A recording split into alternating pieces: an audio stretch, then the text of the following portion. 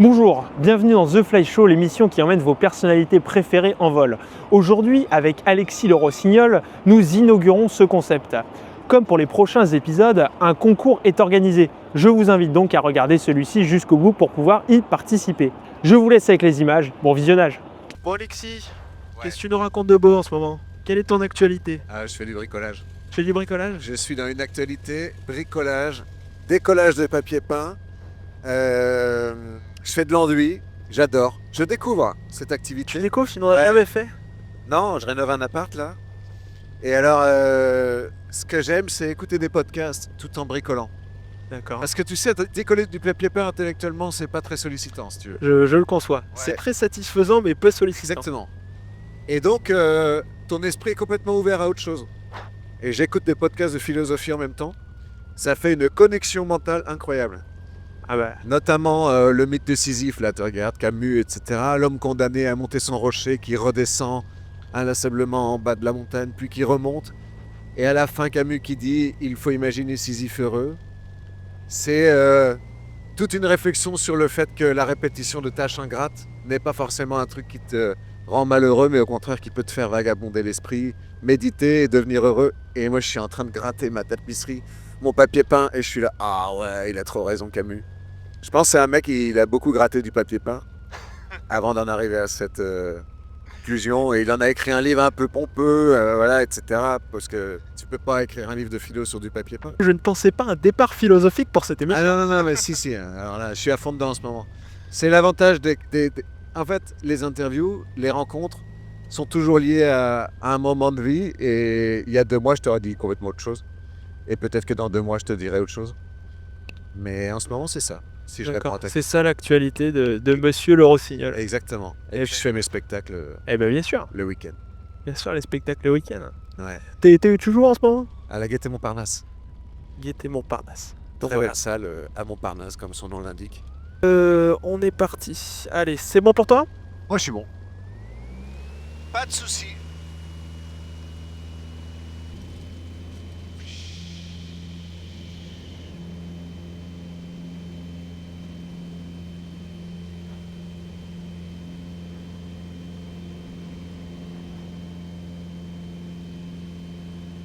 « 21 ans quand même.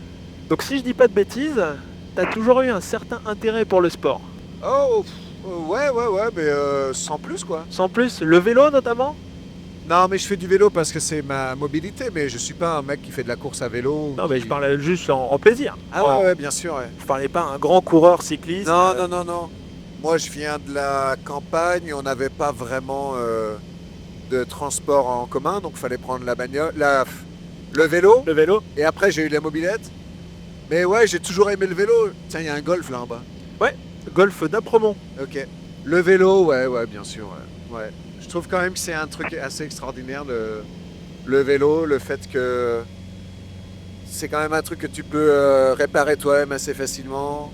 Tu peux le charger. Moi, j'ai eu même un tricycle au Mexique, un triporteur Ouais. à 3 roues, mais pas les trucs des bobos parisiens, tu vois. Et on est mieux là. Un truc de charge. On est mieux au-dessus là. Ouais, on est bien là. Et je vendais des gâteaux en fait sur des marchés. Je faisais des gâteaux chez moi et je les vendais à la part sur des marchés. D'accord. J'ai vécu comme ça pendant un peu plus d'1 an. Sur des marchés au Mexique quand j'avais la trentaine, quoi. C'est-à-dire il y a 10 ans. J'ai eu une crêperie là-bas, Tu es resté longtemps au Mexique? 7 ans, ouais. Ouais, donc t'as bien amélioré ton espagnol. Tu parlais espagnol couramment Ouais, allez? puis je le parlais, tu sais, comme tout le monde, quoi. Oui, tu baragouinais de l'espagnol. Ouais, Comment je le prof est-ce d'espagnol, Benito Alexis. Ouais, il avait fait de la paella 3 fois dans sa vie. On lui avait dit tu vas être prof d'espagnol, quoi. Ouais, d'accord, je vois. Il faisait dessin et sport en même temps, tu vois. Enfin, c'était... Tu lis cette campagne, tu vois. Ouais, je vois l'idée.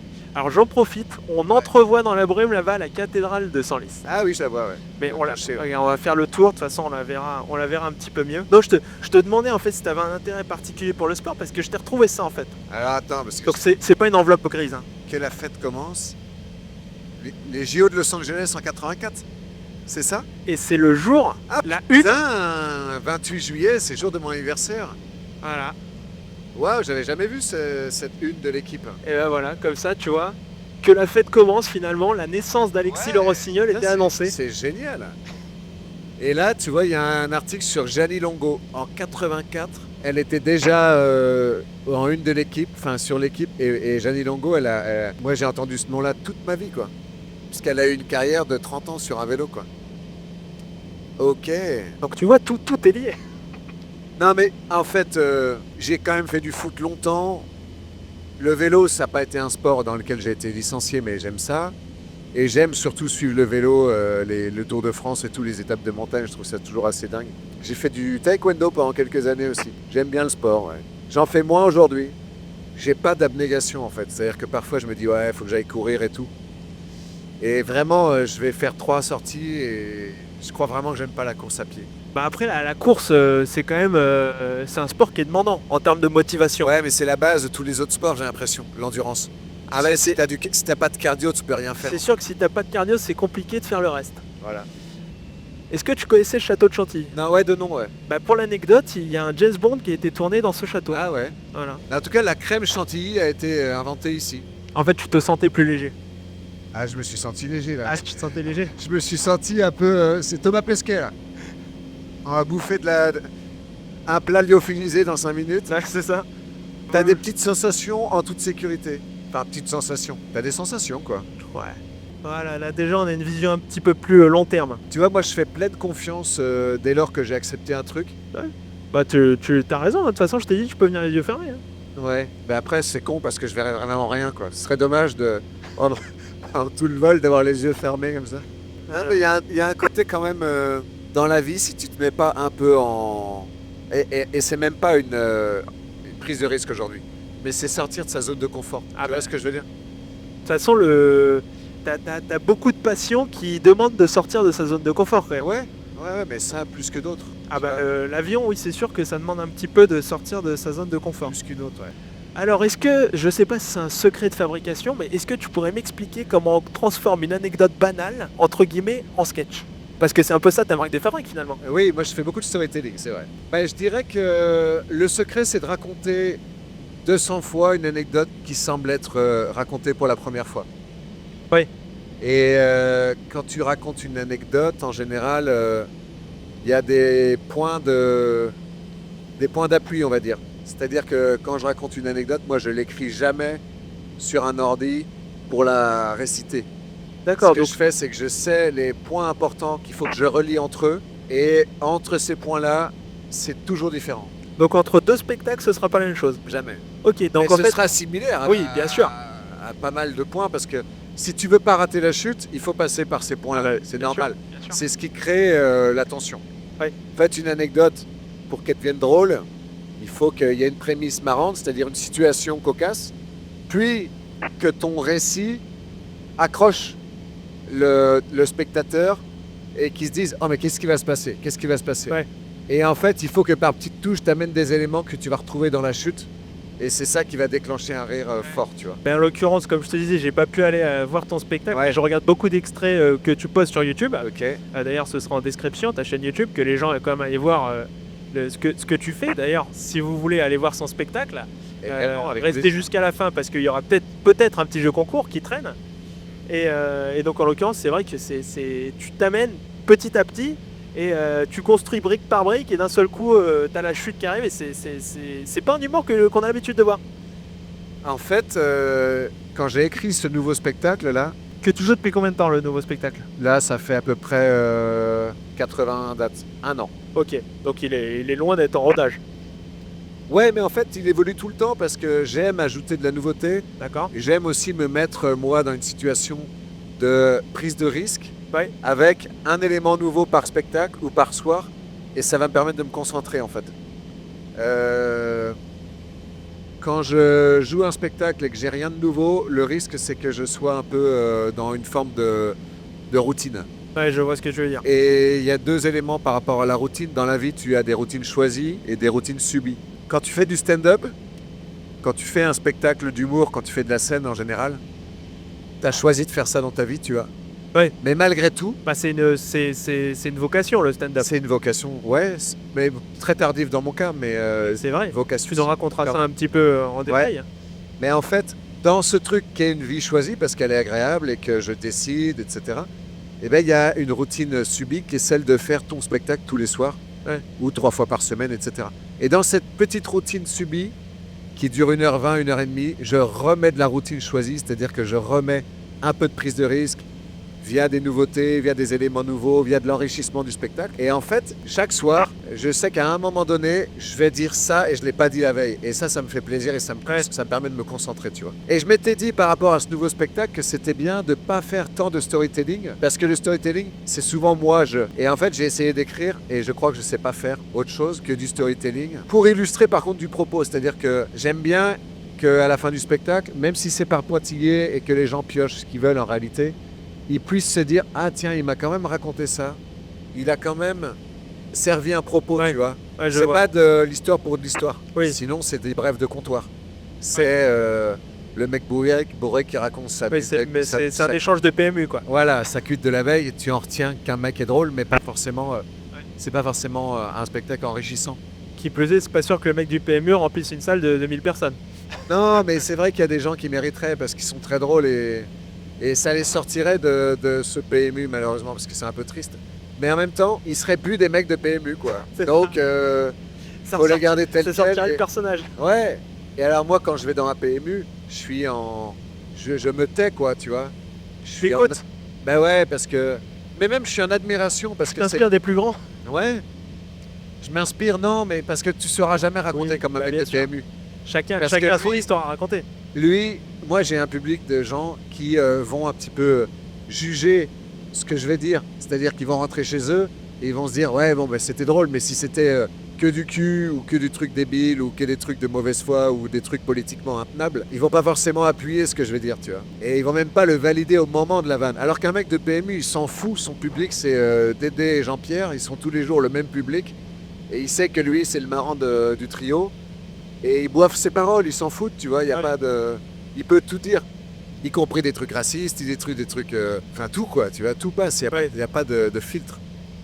Toi, quand tu écris tes anecdotes ou quoi, tu t'imposes des filtres, des sujets à pas aborder Je m'impose rien, non. Mais en fait, c'est que naturellement, moi, je fais pas dans l'humour noir ou de l'humour... Oui. Donc, c'est vrai que globalement, ça choque pas grand monde.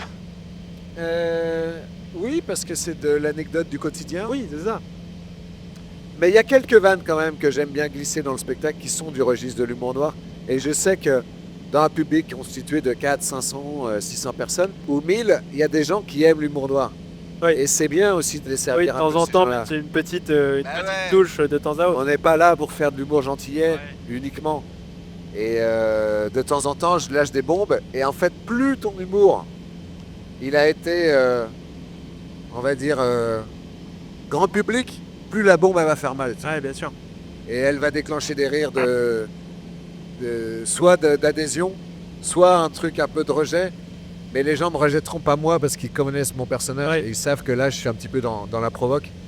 Mais il faut se faire plaisir aussi à soi-même. Bah c'est ça, t'es là, tu joues 3 fois par semaine, c'est ça? Ouais.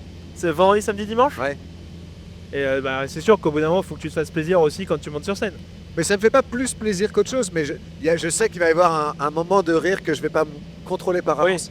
C'est-à-dire qu'il va y avoir des gens, ils vont être choqués par ça, d'autres ils vont applaudir, et ça crée dans la salle un espèce de truc qui est hyper agréable quand tu joues, c'est que tout le monde n'est pas en train de boire tes paroles ou sur la même longueur d'onde. Ouais, bien sûr. Et en fait c'est ça un public, c'est des gens constitués d'unités qui vont avoir une appréciation différente, tu vois.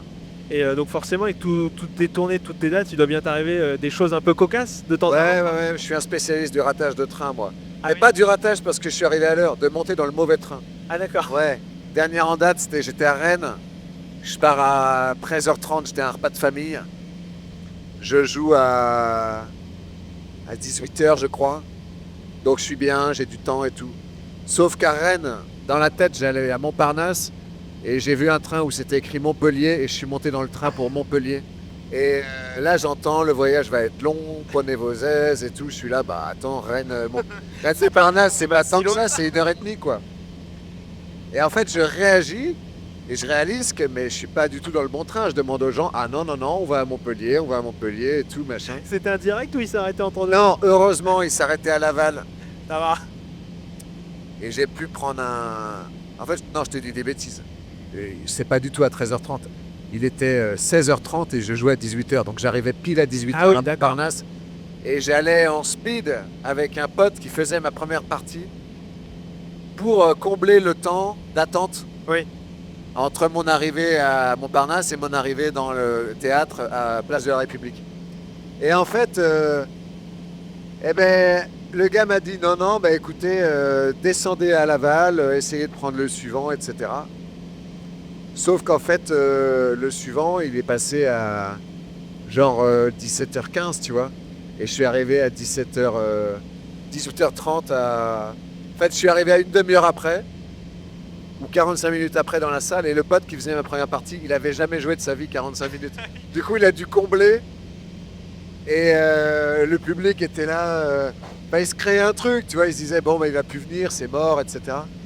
Je suis arrivé... Le public avait été informé quand même de ce contretemps. Ils savaient pourquoi ils attendaient avec un type qui, au bout de 10 minutes, avait joué tout son public, tout son spectacle, quoi. Ou 20 minutes. Et mais du coup, ça crée une sympathie entre le public. C'est un dimanche, il n'était pas si tard, les gens n'étaient pas trop... à part peut-être des gens qui avaient des babysitters et qui les payaient. Oui, forcément. Et moi, je suis arrivé avec 3 quarts d'heure de retard. Et je crois que j'ai fait un des meilleurs spectacles, tu vois. Il y avait un côté, plus rien à foutre. Oui. Ni côté moi, ni côté public. Et en plus, j'ai raconté l'anecdote aux gens, ça les a fait marrer et tout. Et le public, souvent, il est bon quand il y a un truc qui s'est passé avant même que je sois sur scène. Oui. Ça crée une tension qui nous solidarise. Et à ces moments-là, je me rends compte que le public, souvent, il a plus ce laps de temps d'observation à savoir s'il va t'aimer ou pas. Il y a un côté, lui, c'est Gaston Lagaffe, quoi. Il a raté son train, il arrive avec 3 quarts d'heure de retard. La première partie, on connaît pas le type, il a jamais joué 3 quarts d'heure, il est obligé de il a fait ce qu'il a pu. Tu vois, il y a un truc, ce sera une date unique. Ouais. Et il se le dit. Ouais. Et il est content de voir cette date unique. C'est pas quelque chose que tu fais toutes les semaines de rater. Non, heureusement, je rate pas mes trains à chaque fois. Parce qu'en l'occurrence, avant, on parle de train, donc on va parler de transport. Avant de cette carrière d'humoriste, tu me disais que tu as pas mal voyagé, notamment en Amérique centrale, comme tu me le disais tout à l'heure. Est-ce que tu as un peu... Tu me disais, tu as fait 60 pays, c'est ça ? Ouais, enfin, je suis allé dans 60 pays si je compte tous les endroits où j'ai posé le pied. Hein. Déjà, l'expression « faire un pays », en fait, c'est parce que dans la voiture, je te disais que le fait de voyager loin me manquait plus. Oui. Depuis que j'ai arrêté de prendre l'avion. Ce qu'on voit bien aujourd'hui. C'est ça, c'est une voiture. C'est une voiture. Donc, anecdote voyage. Ouais, je te dis, je prends plus l'avion. Oui, je suis pas frustré parce que j'ai la chance d'avoir beaucoup voyagé avant. Et je comprends les jeunes qui disent mais moi j'ai envie de voyager, etc. Je trouve ça assez remarquable, les jeunes qui prennent plus l'avion alors qu'ils n'ont pas énormément voyagé. Oui. Parce que quand tu as 20 ans, tu as envie de découvrir le monde et c'est normal. Je me souviens quand j'avais 20 ans, c'était une fierté de prendre l'avion. On en était fiers. C'est devenu honteux aujourd'hui. C'est une bonne chose, c'est une prise de conscience du fait qu'on le prend trop. C'est toujours plus facile de dire je vais plus faire un truc quand tu l'as déjà beaucoup fait et que tu as moins la frustration de plus voyager. Je refuse des spectacles au Québec, à La Réunion, Martinique, Guadeloupe, Nouvelle-Calédonie, Tahiti. J'ai refusé tous ces trucs-là. Mais je suis pas frustré parce que je découvre, grâce à la tournée, qui est quand même le truc pour lequel j'ai voulu faire de l'humour, c'était faire des tournées. Ouais. Et en fait, les tournées, ça te fait découvrir la France et on a la chance d'avoir un gros pays. Et quand tu restreins ton périmètre, tu le découvres différemment. Oui, ce que tu me disais. Et c'est la même chose quand tu prends de l'âge. Moi, j'ai l'impression que les gens plus âgés font moins de choses, mais ils développent une capacité d'émerveillement dans un périmètre restreint, tu vois. Ils vont plus le faire en détail. Ouais, ça s'appelle la randonnée, ça s'appelle le jardinage, ça s'appelle la balade du dimanche, etc. Mais ils vont l'apprécier différemment. Et quand tu vieillis, je me rends compte d'une chose, c'est que tu développes justement cette capacité à t'émerveiller avec moi, ou alors peut-être simplement à constater que tu es heureux avec moi, tu vois. Et c'est ça qui est bien aussi. C'est quand je te disais que j'écoutais beaucoup de podcasts de philosophie en ce moment. Je trouve que tu comprends quand même beaucoup de choses par rapport à l'éparpillement et au contraire à savoir saisir l'instant présent, tu vois. Ouais. C'est-à-dire que la frustration, elle naît du fait que tu ne sais pas te contenter d'une certaine chose. Quand tu comprends qu'en fait, le bonheur, il est dans la capacité qu'on a tous à saisir l'instant présent, les petites choses, et c'est l'additionnement de petites joies. De tout ça qui fait qu'en in fine, on se sent heureux. Putain, tu te sens bien quand même. Moi, je me sens heureux alors que je fais beaucoup moins de choses qu'avant. C'est Ouais. quand même curieux. Ah bah oui, c'est sûr. C'est pas un enseignement de vie que je donne, c'est simplement une observation à titre personnel. Et je suis pas dans la peau des gens et chacun fait ce qu'il veut. Ouais. Mais Bon. c'est vrai que bon, et dans le spectacle, j'essaye de semer des petites choses comme ça parce que je crois que on est aujourd'hui dans une époque dans laquelle si on poursuit des buts complexes, j'ai envie de dire, on va pas aller bien loin en fait, à titre collectif. Ouais. Et si on pense pas à... Mais c'est vraiment bateau hein, ce que je dis. Hein. Mais si on pense pas aux générations futures, ça veut dire qu'on est très égoïste en fait. C'est-à-dire que j'arrive pas à concevoir le bonheur égoïste en fait. Et moi, j'ai même pas d'enfant en plus, tu vois. Oui, À quel point je pourrais m'en foutre. oui, tu pourrais dire je vis ma vie et puis je m'en fous, je m'en fous des autres. Mais il y a quelque chose qui, au fond de moi, dirait tu suis pas le bon chemin. Tu vois ce que je veux dire? Ouais, je vois. Voilà. Ça tient pour le moment. Bah écoute, si toi ça te convient comme ça, c'est le principal. Ouais, Tu vis ta vie, tu fais des trucs qui te plaisent. ouais. Exactement. Et c'est finalement, si t'es heureux, c'est ça qui compte. Hein. Ben ouais, je le suis. Et en fait, j'aime bien en parler aux gens parce que je pense qu'on a tous le même but, in fine, dans la vie, c'est d'être heureux. Ah bah ça c'est sûr. Et je crois qu'en fait, il y a quand même s'il n'y a pas de... Il n'y a pas de 2 plus 2 font 4 en bonheur, il y a quand même des petites recettes qui marchent, je pense.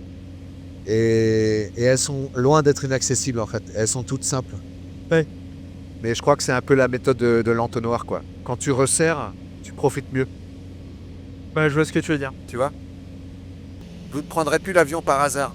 Non, il faut vraiment regarder par les hublots. Là, on a de la chance, on voit tout. Mais moi, je pars très vite. Hein. C'est-à-dire, dans un train, je me mets de la musique chamanique et tout. Je suis en lévitation, quoi. C'est-à-dire que... Non, vraiment. Tu planes sur le Ah, rail. et je plane total. C'est je pars très vite. C'est vrai que j'adore ça. Et le soir, je me fous allongé des musiques de chamanique, comme je te dis. Mushroom music. Des musiques de trip en champignons hallucinogènes. J'aimais ça, j'ai même pas besoin de prendre les champignons. Ça me fait partie. La musique suffit. Ouais, mais exactement. Et là, j'étais dedans à un moment donné, je sais même pas ce que je t'ai raconté. C'est génial pour ça. Mais en fait, tu vois, on m'a dit ça peut rajouter une valeur ajoutée, ce côté d'être dans un avion, parce qu'en fait, ça te déconnecte un peu. Ah, mais Mais c'est complètement. exactement ça. Hein. Complètement. Tu sais, on est aujourd'hui vachement ancré avec son téléphone. On est toujours en prise avec le temps, avec les informations, avec les notifications. Et en fait, je me rends compte à quel point on peut vite en sortir. Et ça, c'est chouette quand même. Faut savoir s'en donner les moyens quand même. Hein. Il faut s'en donner les moyens, c'est un Et combat. tu vois, on parlait de la course à pied, je pense qu'il faut plus de motivation pour se défaire d'un téléphone que d'aller courir 10 Ouais, km. complètement. Parce qu'aujourd'hui, on est tellement addictif, c'est devenu une vraie drogue. Addict. Mais parce qu'en fait, tout est fait pour que tu sois addict. Donc Et là, tu vois, j'ai complètement zappé le téléphone. Mais attends, on va pas se réjouir de ne pas avoir de téléphone. Ça, c'est des... Là, aujourd'hui, on en est à se réjouir de choses qui ne devraient même pas exister. Oui. On ne devrait pas se poser la question de savoir pourquoi on consulte notre téléphone. On ne devrait pas le faire. C'est des manies du... Tu sais que tu perds 15 ans de ta vie si tu regardes ton téléphone 3 à 4 heures par jour? j'aime de pas, malade. j'aime pas la stat. Ben si, parce que 4 heures par jour, ce qui est vraiment ce que les gens regardent, hein, Ouais. c'est un tiers de ta vie. Non, c'est un quart de ta vie debout. C'est-à-dire Ouais. que tu es debout pendant 12 heures. On va dire 16 heures. Prends, tu dors 8 heures. C'est un quart de 16 heures. C'est énorme. Si tu as 80 ans de vie T'as passé et 20 que ans. tu commences à regarder ton téléphone machinalement à partir de l'âge de 15 ans, ben, tu as passé entre Ouais, 17 18 et 20 ans à regarder ton téléphone. Ah, c'est un... Donc c'est un quart de C'est ta vrai, vie. quand on réfléchit comme ça, Ben, c'est ultra flippant, hein, parce que c'est pas des heures de vie Non. très, Bah, non, très glorieuses. c'est quoi. pas, c'est pas, et parce C'est que de justement- l'ego en fait. Alors évidemment, ça compte le moment où tu as ton GPS allumé, et ça c'est pas de l'ego. Ça compte le moment où tu vas regarder un truc qui va t'intéresser sur YouTube ou écouter un podcast, et ça c'est pas de l'ego, etc. Mais tous ces moments réseaux sociaux, ça c'est des choses. Et je dis ça et je suis le premier à en être un gros consommateur malheureusement.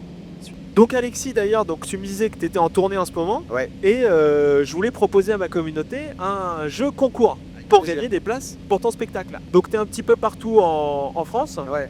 Et donc tu me proposais de mettre 2 places à faire gagner pour les gens qui regardent finalement. Alors on va faire 2 places à Paris et 2 places en province. Allez, 2 places à Paris, Ouais. 2 places en province. Exactement. Donc pour cela, rien de plus simple. Abonnez-vous à The Fly Show. Et ensuite, je piocherai quelqu'un qui commentera « Je participe Ah ouais, c'est tout. » C'est tout. Même pas de questions et tout. Parfait. Même pas de questions. D'accord. Et bien sûr, le petit plus, allez à vous abonner à la Star aussi, qui fait quand même gagner généreusement ses places. C'est vrai ça. Ton Instagram est en description. Alexis Leross. Et puis ton site internet aussi, si les gens veulent acheter un coup d'œil. T'as surtout toutes les dates en fait sur le site. Donc c'est finalement ce qui peut nous intéresser. C'est ce qui intéresse. Donc l'Instagram et ton site internet en description. Et ben écoute, merci Alexis pour ta participation. En tout cas, merci à vous d'avoir regardé cette vidéo. Vous avez les extraits qui vous intéressent sur Instagram et TikTok. Vous les avez en description. Et en tout cas, on se dit à la prochaine dans les nuages.